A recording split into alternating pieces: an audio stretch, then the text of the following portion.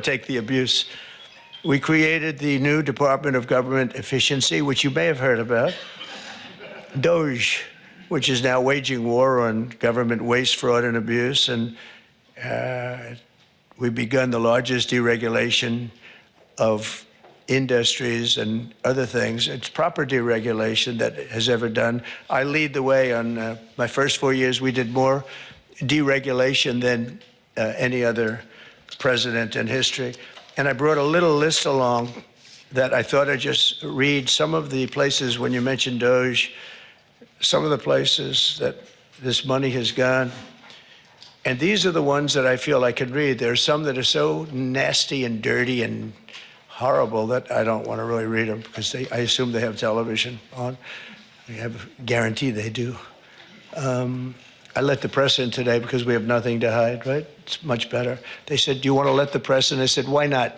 You think Biden would do that? I don't think so. $520 million was given for a consultant to do ESG, that's environmental, social, and governance investments in Africa. $520 million, $25 million to promote biodiversity, conservation, and social responsibility behavior in the country of Colombia. $25 million, $40 million to improve the social and economic inclusion of sedentary migrants. They have no place in particular they were thinking of. There is no location. The money was sent out, but they have no idea where it's going. $42 million for social and behavior changes in Uganda, and $10 million for Mozambique medical male circumcision. People that want to be or have to be circumcised in Mozambique. $14 million for improving public procurement in Serbia. $486 million to a consortium for elections and political process strengthening, which $22 million was for inclusive participatory political process in Moldova. And $21 million going to my friend, Prime Minister Modi in India, for voter turnout.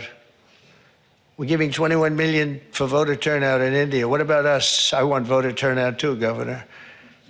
$29 million to strengthen the political landscape in Bangladesh.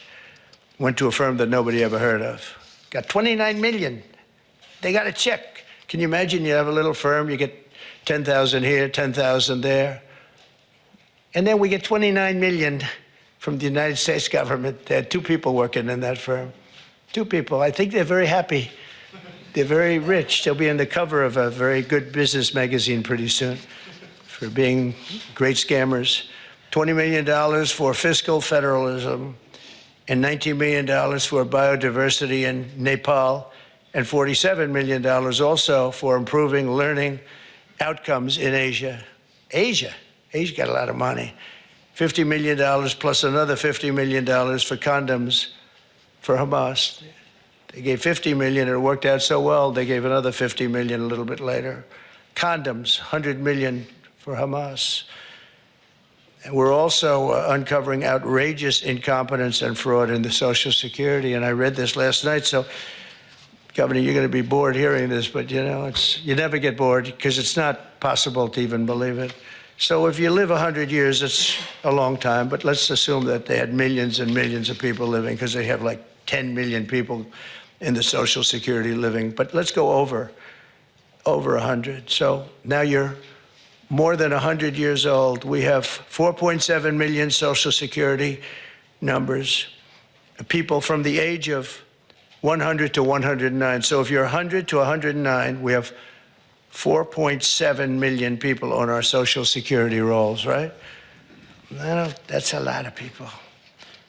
I knew one guy who was 100. The great Lenny Litwin, he was a builder in Manhattan. He lived to 103. You knew him. He was one of the greatest builders. He was so happy. The reason he lived, he loved building. He'd build a building a year, right? Never had a problem.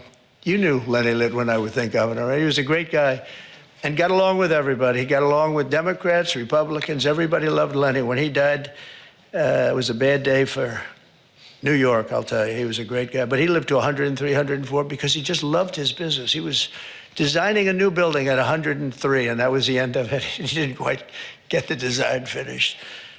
But You had 3.6 million people aged 110, substantially older than good old Lenny. From 110 to 119, you have 3.6. These are the people on the rolls. Now we're looking to see whether or not they've been paid, because if they've been paid, then you're just using those numbers to take out the money, all the money that's paid to those people. 3.47 million people from the age of 120 to 129. 3.9 million people aged 130 to 139. 3.5 million people aged 140 years old to 149 years old. I think this is the case for Pam. I think I might give you this, Pam, just you can have it. In fact, I will. 1.3 million from age 150.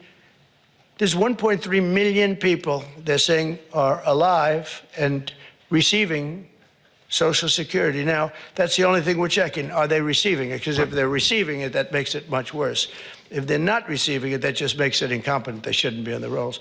And the only thing good about this is that when we take all these people off the rolls, and we have tremendous fraud underneath with people that are 80 and 60 and 50 and everything else, but this is really incredible. 1.3 million from 150 to 159, and over 130,000 people are on the rolls of Social Security over the age of 160 years old, including 1,039 people between the ages of 220 and 229. So we have, think of that, we have 1,039 people who are 220 years old to 229. We have one person at 240 years old, and here's the beauty of them all. We have one person at 360, which is strange because the country is 250. So and they're 110 years older than the country. Here, Pam, you better take a look at this. That's much better for you than for me. Now the question is, are they getting paid? Because somebody maybe is getting paid. Yeah, I have a feeling you were. I said, what a convenient thing. This is so nice.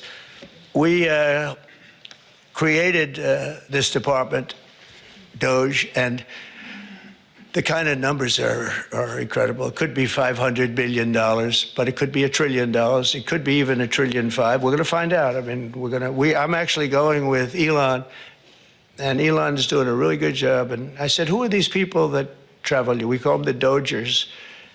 And I said, what are they? He said, they're generally young people with extremely high IQs who are very good with computers, because you have to be good with computers. So when one of these scammers talks and tries to tell them why it's perfect, they said, no, it doesn't work that way.